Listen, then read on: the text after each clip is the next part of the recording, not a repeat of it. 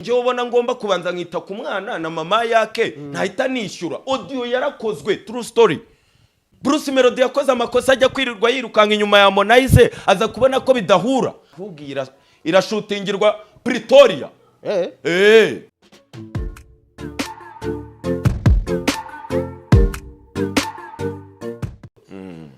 Noneho reka twigarukire ku byacu wari uriho bijyanye n'urugendo rwa Bruce Melody Kivumbi, Coach Gael, Korabo ya The Ben, Diamond. Hari ukuntu wabitubwiye nyine ubwo ndi kugira ngo nse nk'wongera kubisamarizinga nkurikije ukuntu wabitubwiye.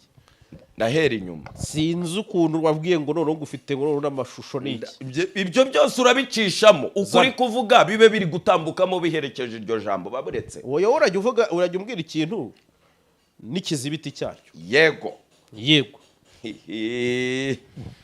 Ndabanza nkwibutse inkuru namenye ya Bruce Melody, ama magazine printingwa muvoma zabo zose yibutsa abanyarwanda. Yego. Duheraho. Ntago navuze iby'inzoga. Inzoga bagiye kuzana isanzwe iriho. Isanzwe ihari.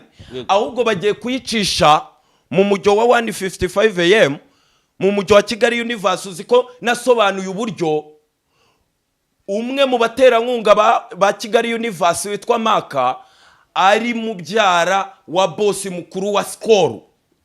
Amafoto narakweretse cyane ayo tuyicishemo. Narayakweretse. Maka bari Marriott. Inzoga rero namenya amazina yayo. N'ifoto ndayifite. Duhere kuri wa mwandiko w'ubushize. Melody ni iki? Ni igitanga mfasha. Melody ni iki? Ni gitangaza. Inzoga izaba yitwa ngo iki? Nayo izaba yitwa icyo? Oya. Ayikeretsa yo uninze. Yo bazayita igiki? Oya baba baragiye banyuzamo kandi ntago ari bibi mani ducuruza amafaranga. Inzoga yimwirize na numve niba tuzayatwita. Inzoga yitwa G69 Gin.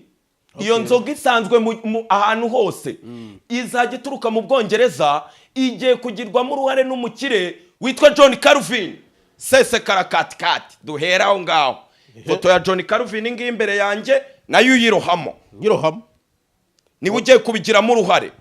Baburetse guma urabicishamo. Umuntu akiri muto. Karomba se we arashaje. Uze gusebya. Baburetse. Hari uwo navuze ko ashaje se. Umuntu bita Kivumbi tumaze amezi angahe tuvuze induru. Yarategereje umuherwe John Calvin. Iriya foto nakweretse cyangwa iyo abanyarwanda bari kureba yafatiwe kuri airport i Kanombe. Yego.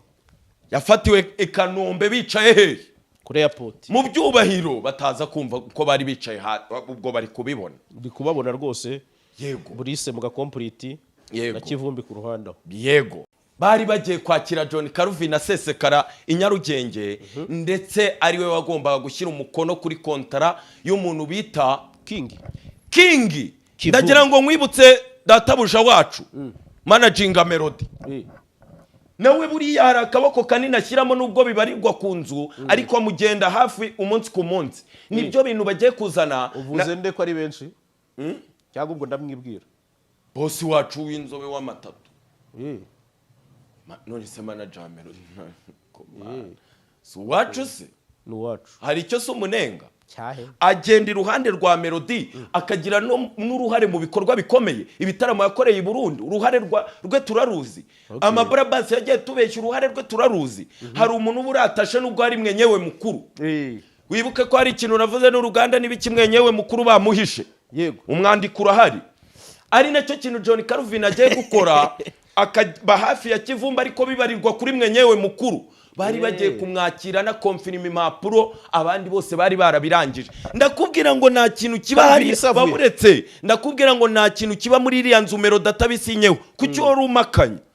Ubiterwa ni naragwakanyije. Oya kuri iyo ngingo saragwakanyije. Melody adahari. Ntabwo nagwakanyije ariko kuri iyo ngingo. Ahubwo icyo ngiye nkubaza Calvin ni muntu ki? Yego. Abana bari demaritse, abantu bagize blessing yo kujya muri Amerika, kujya Burayi guhaha amafaranga. Buri muntu wese agera kuri stage avuga ngo nkeneye FM. Zina ry'Imana. Nishoro naraye menye uburyo umuntu bita Muyumbu Jimmy yageze hano mu Rwanda bamuha n'umutekano. Icyo kintu wari ukizi? Ko Karomba batarawo icyo kintu nakimenye nijoro mu mburanye.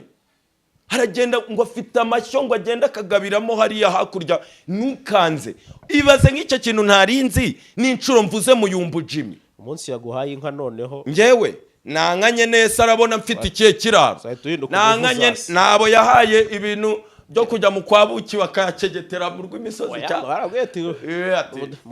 none se ntabwo ubizi Fireman ko yaririye umukira ati tabara ati yarubumbu tabara abanyarwanda ubaririmbira abashonje koko nzafatirwe muzunga kuri senti koko tabara ntago ari bibi nta kiraro mfite John Calvin aha nanakwinjizamo na Safari Kizito aba bantu bari kongera imbaraga yego n'abantu benshi aya mafoto yose ugenda uyacishamo ariko John Calvin we amafaranga yari afite yarakeneye kuza kwidemarika iyo babuduru babonye amafaranga bakenera kuza kwidemarika icyo nicyo kintu Muyumbu Jimmy yabuze which means ko yenda atabikunda kuko afite ubwo bushobozi oya nawe arigaragaza none se ngo iyo ageze mu Rwanda abafite abantu bamucungira umutekano ku ndirimbo Sikosa apana wanditseho inyuma nakubajije yego ku ndirimbo yitwa Sikosa yego inyuma handitseho iriya zina ariko nanone ugasanga none muzasi we afite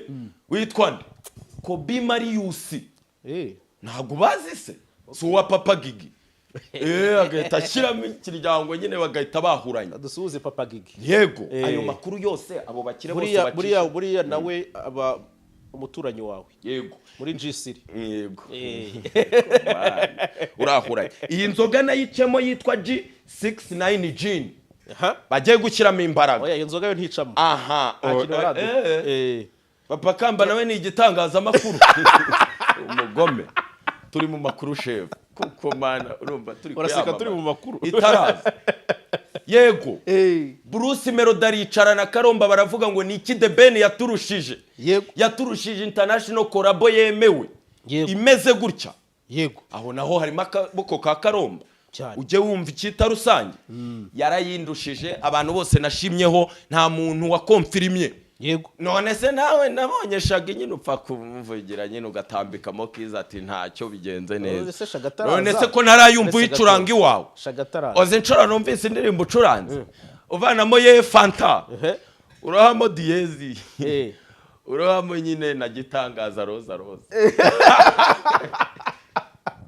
ose baba bizi ko umupromotingira imuhira wacu mfura yanjye wacu yego ahubwo hari indirimbo aririmbamo ngo umurutasate se urarare kuri bishashi mu cyumba by'umweru n'umukara bya nyamukandasi Yesu we wasusurutse ukada wajyumvira ko telefone yacu puri okay noneho barangije yego Bruce na coach baricara bati icyo The Ben aturusha ni collabo gutyo kuko iyi nkuru naje kumenya ko ruzi ko mba ndi muri Zandani ya The Ben nawe yatunguye inkuru ndi gukora The Ben arayizi arahamagara aravuga ati mu nkozi biki abakora TMT byazina nabahaye ryiza abakora TMT badatinzamo ko njye ubona ngomba kubanza nkita ku mwana na mama yake ntahita nishyura audio yarakozwe true story audio ya Ben na Diama irahari nawe se ntiyabyivugiye Bruce icyo agiye gukora no kumutanga ni ibintu bari barwaye Bruce Melody yakoze amakosa ajya kwirirwa yirukanka inyuma ya Harmonize aza kubona ko bidahura ubu kandi uvuze ko yamwigishije kugura bwo nyine Harmonize abarira avuga ati n'ubucinye inkoro muri WhatsApp ubu nari yakire kandi bahanganye ngo ari ngo afite 1 billion views 1 billion ukibaza uri Michael Jackson 1 billion koko mana yanjye Justin Bieber aseseka Bruno Mars kasamutwe baba niri hana tarajya muri fenti we okay uri kumva none nukuvuga ngo icyo The Ben Eregamani ni one step ahead nimvuga Tiger mwumva iki mwumva umushyitsi ni one step ahead kandi umuntu ukabona kora ibintu bike bifite umugisha ukabona aratubwiye ngo mfite alubumu ariko ukatungamo itoroshi gikada ukayishakisha iki akatubwira ngo mwishyure amatike menshi Diamond araje n'igitaramo cyarangira ntihagire ubimubaza icyo ni igikundiro hari umuntu yacecekesheje umunwa ibyo ntibibaho nibisanzwe Bruce Melody adakoze byagenda gute ariko nawe akaba munyakazi akaba ari kumwe na coach TMT. Diamond ati ofa ndayemeye amafaranga ni mumene ubwo ugiye kumbaza n'ibiciro ni wa mujyo wanjye hari umuntu nimugora twari turi kumwe yambwiye ati watubabariye imishahara ukayiturumbukamo ngo kuranahuranye imishahara rwose abikubwiye ibintu by'imishahara bi confidential ari igihe nzakwahuranya mvuge ay'icyuma kikuroha hanga uzangira ute ikiheze iki giki cya YouTube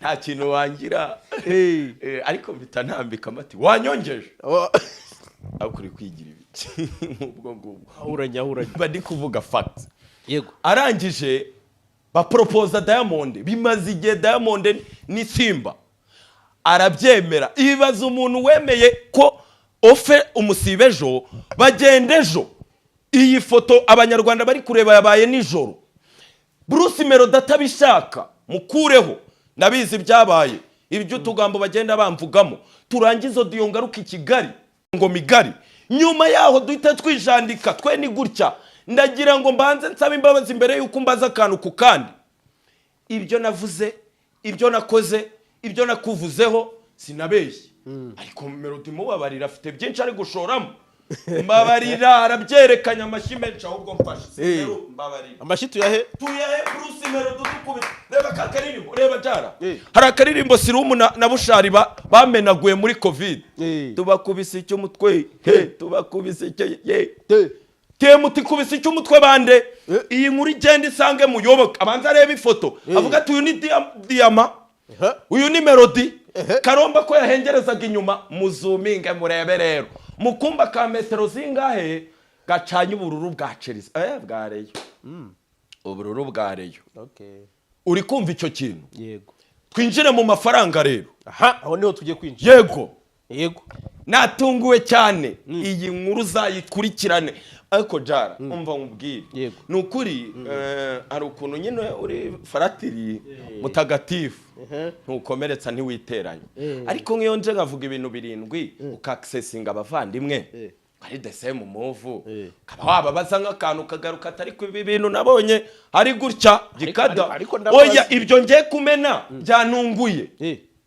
none se narindi Tanzania waruzi ko uribuka amafaranga Diamond yaciye Karomba na Deben asaga 70 iki 80 ngira ngo 70 by'idolari bigenda bikagwa muri miliyoni 70 yego waruzi ko Bruce Melody bamuciye 50 biratangara Diamond ari gusubira inyuma n'urukundo n'ugutereta ni discount yahaye Karomba ko atari ubwa mbere ni ibiki ni wewe wenyine mbibwiye ubaze timu batubwire koko nimba wari Simba genda timu Chibudenga se ni make oya ni make compared n'urundi rwego ba Jukisi bamuhangahe The Ben yamuhaye angahe ntago bizi nuba muri game ni gute icyo kintu nacyumvise ko amafaranga yasubiye hasi nuko yenda yizeye ko Melody azashora menshi muri video se nuko yizeye iki ni promotion ni igikundiro umuntu aranakwikundira amateka ngo Melody yandikiye muri koke nazasibangana mu mitima y'abanyafrika mu mitima y'abanyafrika natunguye icyo kintu nago kibaho none mu kwa gatanu tugiye kubona Melody yitereka arekura bombe biri kwihuta nukuvuga ngo Melody iri joro ararara Nyarugenge niyo nkuru cagusorezaho nkahita nurumbuka mu kiganiro Melody iri joro none se wagize ngo ni tugaruka wagize ngo sibi nzaheraho nkubaza icyo wamenye none se mu kwa kane ahubwo kurasoza ahita asubira ahubwo irashutingirwa Pretoria Pretoria waruzi ko ari mu birindiro bikura ariko byazari ku mazi se Pretoria pana Johannesburg buriya ibirindiro bye Pretoria ma university y'ibiki yateye iteka mu yango zari Bosirede aya mafoto yose yarohema iyi noneho Melody bimwe atashakaga yahise abibona ko bakizaho kamera ahita kuraho wabibonye ushiremo ifoto aka kavideo k'amasegonda 43 ukanyuzemo kugira ngo kuko niho Karomba agaragarira kurusha mu ifoto na Chibudenga azengurutswe n'aba Stukizi uri kumva papa kamba producer reka nkubwire umuntu nshimira mfura sibyo papa jara yego ndagira ngo twambuke Nyamirambo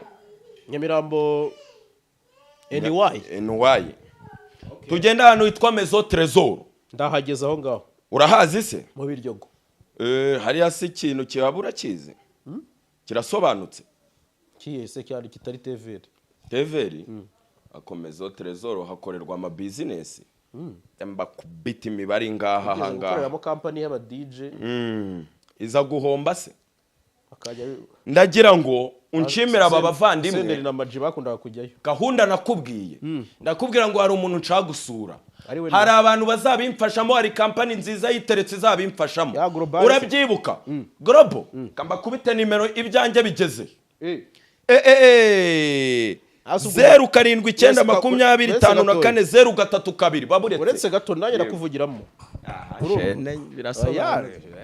ibyo ngasese niba mfasha se wozahombi cyo nkubwira yego ubwo mari iki ngewe urumva ni nge ntafite ibyo gajuru ni nge ntafite ibyo bintu urumva ni nanjye ntafite umuryango nyine urumva ni wahita utakizungerezi ariko ngewe nyine ngomba kunyaruka nkajya nsura inshuti nkagaruka why not ntajya gusura uwitwa jara why not ntajya gusura number 1 Rocktician bamwe bashora mu Rwanda undashora Liège Standard de Liège wamusura why not nabonye Karekezi yenda kumusoma aha abone no umwami kaba byo bibabwira amaradiyo yose ni gutya munyihanganire ndi umukada ubwo se uvuye muri frame roro turashwanye wavuze ko gwivuyemo gutyo ngo wari byo tuba tutumvikanye ni mu mayeri hari ibindi bintu mba ntashaka kunkoresha icyo ntavuze cyo mu ntambwe zingaye bya bindi Vinicius amaze iminsi arata icyo ntavuze ngiye kwahuranya Kristo mana yanjye anyway reka rero dusoze